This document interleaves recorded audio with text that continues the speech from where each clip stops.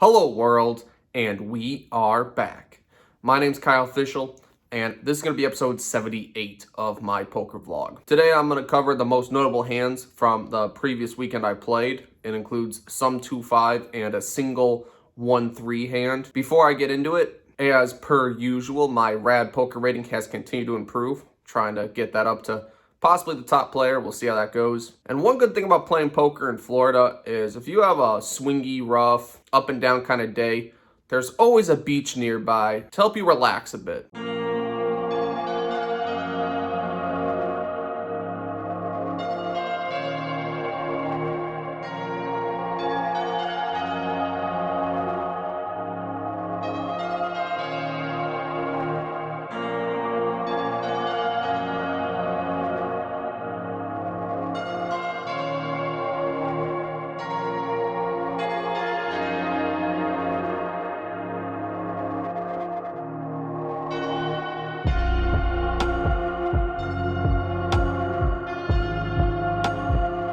But we're gonna get right into some hands. First hand of note. After I get transferred from the must move to the main game, I look around the table and I just see multiple $2,000 to $3,000 stacks.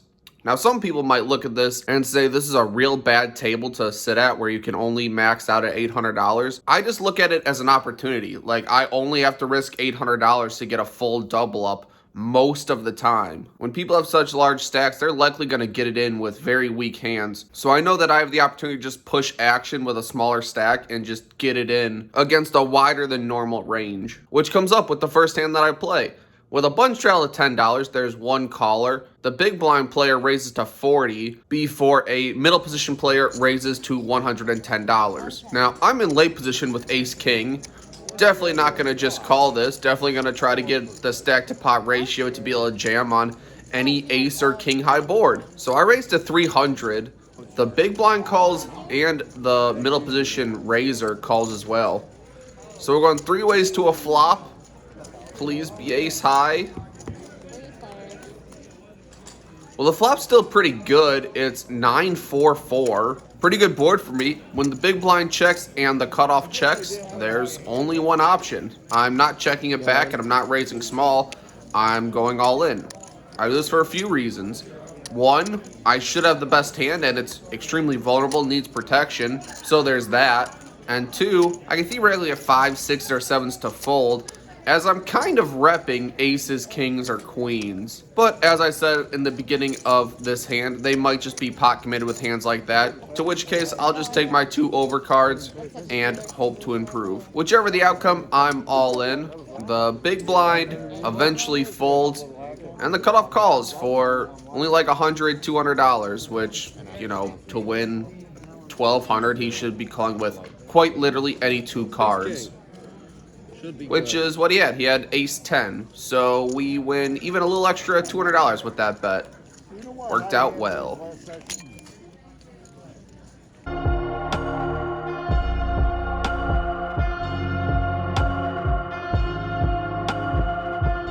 For the next hand, I did not catch it on camera. You stink! But it was absolutely too notable not to include in the vlog. So with 2 limps to me, I'm in the cutoff with 5, 6 of hearts. Definitely going to raise this one up. Suited connectors, unraised pot, in position. We're good to go. I make it $35. One of the blinds calls and one of the limpers calls. So we are going 3 ways to a flop of jack, 7-4, 2 hearts. Flopping a 4-card straight flush draw.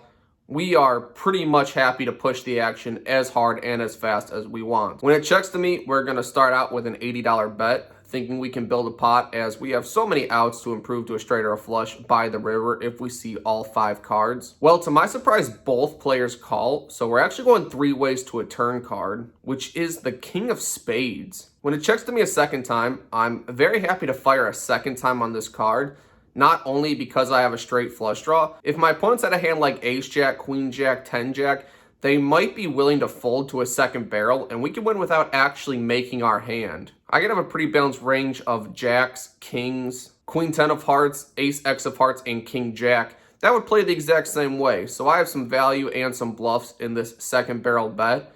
To this bet, we make it $220. I expect this to win a good portion of the time.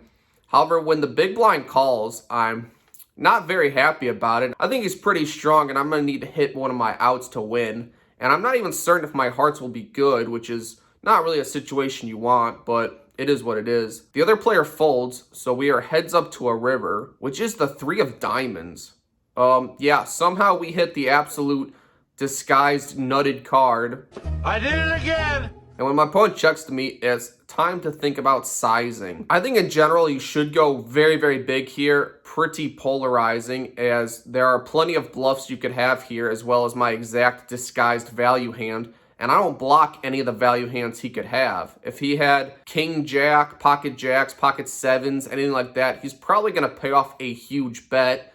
And if he had over hearts, like queen 10 of hearts, he's never going to pay off anything anyway. So I think you should go very, very big with this bet. I, however, decided to only bet 425. I think it's too small in relation to the size of the pot and the action. After a brief deliberation by my opponent, he eventually chooses to call, and I show, and he mucks. He later tells me that he has pocket sevens. I'm not so certain he would and not push the action on the flop or the turn, but I have no reason to not believe him. I'm not sure that a single jack can call the third barrel, but it was definitely a very profitable hand for the session. So we build quite a big stack very quickly on this Friday night game. Feeling pretty good.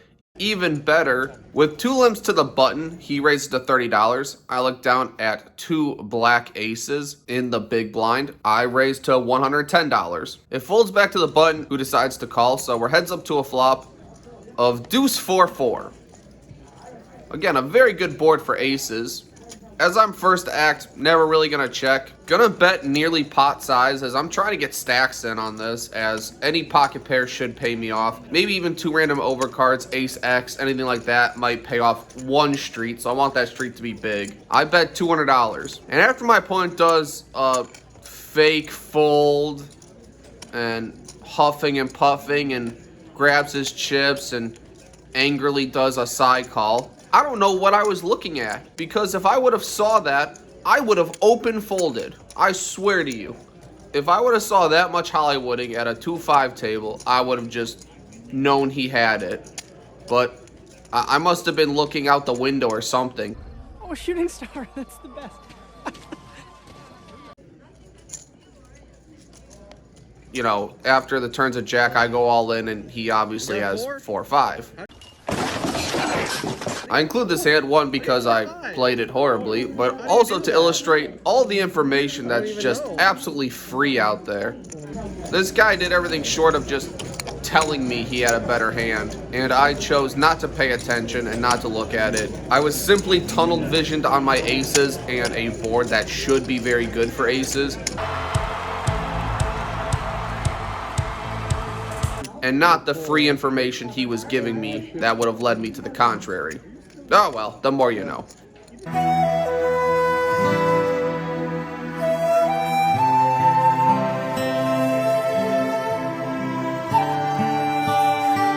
So next interesting hand. This is from the Saturday 1-3 meetup game. It only lasted a few hours because players came in and would just stack off and leave, and you know that happened pretty consistently. But I do have one hand of note. With a button straddle, I'm in the small blind with pocket aces again. And we choose to limp this one. We're going for the limp raise, as I like to do with aces or kings from the small blind / under the gun, as it strengthens my limping range in the long term. Like what usually is the case, it limps 4 ways. So mark my words. Sweeping declaration. I am never Limp aces or kings from under the gun or the small blind in a straddled pot ever again. as long as I live. I'm serious. When the flop is jack, queen, deuce, I choose to compound my mistakes by checking as I'm out of position, which I really shouldn't, as there is no pre-flop aggressor, and I can get value from any flush draw, any straight draw, single queen, single jack. Plenty of hands I can get value from, and only one hand I'm really worried about, which is queen jack, which would bet and I would call anyway. So I should probably just lead out on this. But as played, I check. The button does not disappoint. He bets $25. On the turn jack, I'd say this is pretty much a neutral card, as it reduces a lot of combinations of queen jack offsuit, and a single queen might feel compelled to bet a second time. But if he had a single jack, he'd also bet a second time, and I'd be drawing pretty thin. So not sure exactly how to feel about this specific card, but now that there's a pre-flop aggressor, I checked him, and he checks it back. When the river's an ace, and I somehow miracle a full house when I limped aces, I know I don't deserve it. As I really can't allow this to check through, I put out a bet on larger side. I bet $55, and my opponent goes all in. And I have to, like, apologize as I'm calling, as I somehow have aces and should absolutely never have aces here. But my opponent has king 10, so that was definitely a pretty bad river card for him, but I swear I will never limp aces again. So we made about $200 on the 1-3 game before it broke. So for the Saturday, when I jump on the day 2-5 list, the first hand of note. With one limp, I'm in early position with ace-king offsuit. I raise to $25. Well, 4 opponents choose to call, so we're going 5 ways to a flop of ace, 8, deuce, all clubs. Without the king of clubs, I don't really think I can bet this, but I think I can pretty safely go into a check call mode, at least for the flop, possibly the turn. So in early position, I choose to check. The player to my direct left decides to bet $85, and it folds back to me. I think ace king is too strong to fold for just a single bet. I think my opponent could easily have like ace 10, ace jack with one club, which I'm doing okay against, not the greatest, but still ahead of, as well as hands like 8-9, 8-7, 8-10 with one club. So I choose to call. Heads up. The turn is 3 of diamonds, complete brick, and now my opponent bets $200. With a bet of this size, it makes me feel like he's trying to protect his hand, that he's nervous about something, which leads me to believe that he could have a single ace that he's trying to protect against clubs. He could have a very small flush. So I think there's some cards that I can bluff at the river, and I still think there's some hands that I'm ahead of. So I called the $200. When the river is the 6 of clubs, it heavily reduces the combination of small flushes he could have. And if he had like ace 10, 10 of clubs, something like that, he just got there. But with my exact stack size, I consider just lead jamming as a complete bluff, hoping to just rep the king of clubs even though I have the wrong one. Not having too much information about this player previously, I'm not sure I have enough fold equity to invest so much money into this. So I choose to just give up and check fold. I check, he checks back, and has pocket 8s. So mad I didn't go for that jam, as, knew he was protecting. So a final hand of note. After calling off on a board that you really don't need to, shortly after that, I looked down at pocket queens. A short stack, I chose not to add on, saw if I could bring it back, as I was officially close to even for the week and didn't feel like pushing my action anymore. In middle position, I raised to $25. The button calls and one other player calls as well. So we're going 3 ways to a flop of 7, 8, 9. Not a good flop for me at all, but I do have an overpair. Although there are times my opponent could have 2 pair or set, I think it's more often they're going to have 1 pair plus straight draws or just random overcards that missed. Additionally, with a short stack and pocket queens and the last hand as well as a few other small ones that went the other way, I'm definitely just tilted and committed to this hand. When it's checked to me, I bet $60, leave myself only like 200 behind, and the button raises to 150 off like another $300 stack. Seems weird, but I just don't believe him at all. This part isn't even the tilting part. The raise doesn't even make sense with his stack size. If he wanted to get all of his money in, he should have just jammed or called and jammed on the turn. The fact that he raised and left himself like $100 behind, and I have a short stack too, leads me more to believe that he's just bluffing and trying to make it look strong. So, easy decision for me. I jam, as I don't have that much behind either. He shakes his head and thinks for a long time, and the fact that it's like $100 to call leads me to believe he's really, really weak. I have no clue what he could have. But he does eventually throw in the call, and when the turn's the 8 of clubs, not very good, as a single 8 might play this way. And the river's the 5 of clubs. Shouldn't really have too many club combinations out there, but somehow my opponent has king 6 offsuit, and Kyle gets stacked. So the weekend as a whole, we made a bunch of money on Friday night and then gave all of it back and then some on Saturday. Not quite what I wanted, not quite the results I was looking for, but across 16 hours, we are down $415 for the weekend. Not very good. A little over 5 big blinds an hour. It's all part of poker. I'm not really the guy that wins big really quickly and racks up and leaves, which I suppose I should and just take my profit and run. Maybe I will in the upcoming weeks to just improve the bankroll a little bit. And on that note, with the World Series of Poker being announced, I think I'm going to do a $10,000 challenge for myself. I think every vlogger has done it at some point. I have yet to do it. And we might see how many hours, weeks, and months it takes to get a $10,000 buy-in, and if it's even possible for us to do it before September. But whatever the future holds, there will be more to come next week.